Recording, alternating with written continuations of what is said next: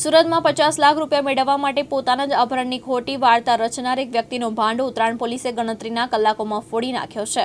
સુરતના મોટા વરાછા વિસ્તારમાં રહેતા જિગ્નેશભાઈ લાલજીભાઈ તડાવિયા ગુમ થતા તેમની પત્ની નિશાબેને ઉત્તરાયણ પોલીસ સ્ટેશનમાં મિસિંગની ફરિયાદ નોંધાવી।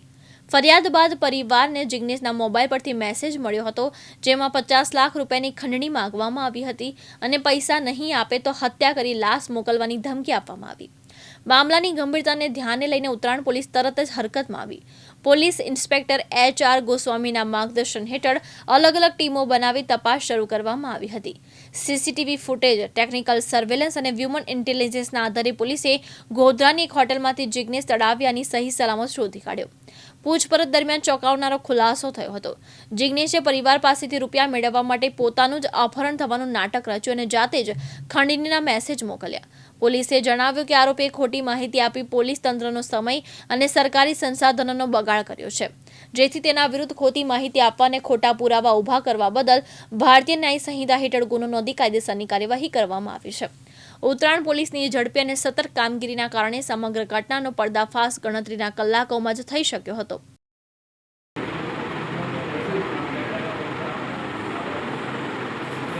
એકલો જ બાંધતો હતો કે કોઈ મદદ કરી તારી? હે, એકલો જ હતો? પછી મોબાઈલ વિડીયો કઈ રીતે બનાવ્યો? ફોન અહીંયા મૂક્યો હતો?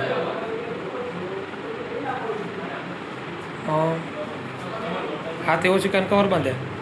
હાથે ઓશિકાના કવર બાંધે? હાથે ઓશિકાના કવર બાંધે ને એમ કહું?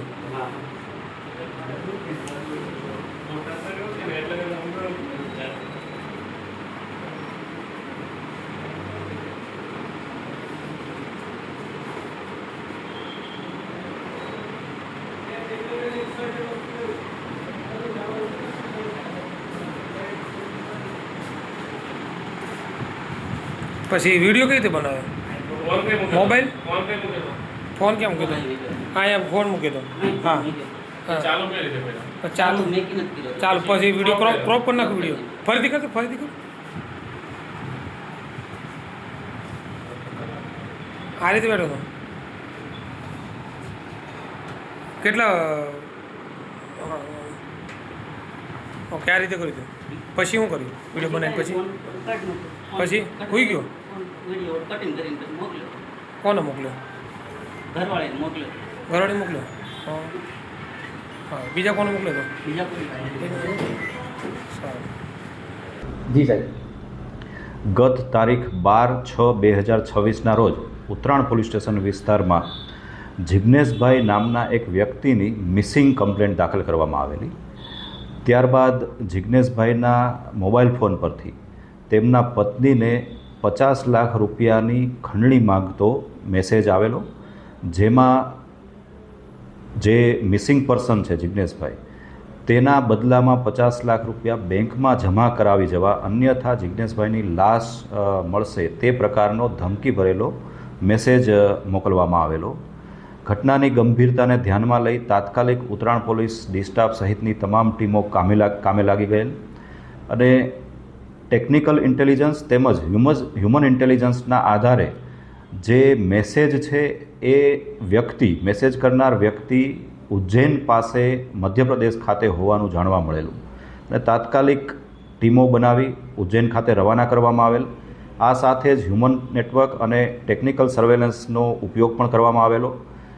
ત્યારબાદ એક વધારાનો વિડીયો જિગ્નેશભાઈના મોબાઈલ પરથી રિફ્લેક્ટ થયેલો, જેમાં તેને બાંધેલી હાલતમાં હોવાનું અને તાત્કાલિક પૈસા જમા કરાવવા બાબતની ધમકી આપવામાં આવેલી। આ વિડીયોના આધારે હ્યુમન રિસોર્સિસના આધારે અને બાતમીદારોના નેટવર્કના આધારે આ વિડીયો ગોધરા ખાતે બનેલ હોવાની જાણકારી મળેલી।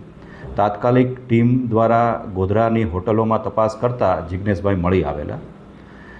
તેની પૂછપરછ કરતાં જાણવા મળેલું કે તેઓ પોતે 50 થી 60 લાખ રૂપિયા શેર સ્ટોક માર્કેટમાં ઓપ્શન ટ્રેડિંગમાં ગુમાવી ચૂકેલા અને તેને કારણે પોતે ખૂબ ખોટમાં ગયેલ હોવાથી પરિવારજનો અને અન્ય સગાવાલાઓ તેઓને મદદ કરે તેવા હેતુથી ખોટી રીતે આ પ્રકારના મેસેજ કરી પોતાનું અપહરણ થયાનું નાટક ઊભું કરેલું અને આ સંદર્ભે ઉત્તરાયણ પોલીસ દ્વારા જિજ્ઞેશભાઈ વિરુદ્ધમાં ગુનો દાખલ કરી કાયદેસર કાર્યવાહી હાથ ધરવામાં આવી છે, જેમાં પોલીસને ગેરમાર્ગે દોરવા અને ખોટા મેસેજ આપવા સહિતની કલમો હેઠળ કાર્યવાહી હાથ ધરવામાં આવેલ છે.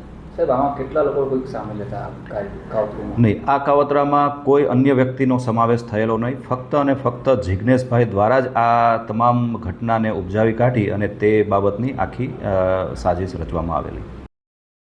મુકેશ ગુરવ, દિવ્યાંગ ન્યૂઝ, સુરત.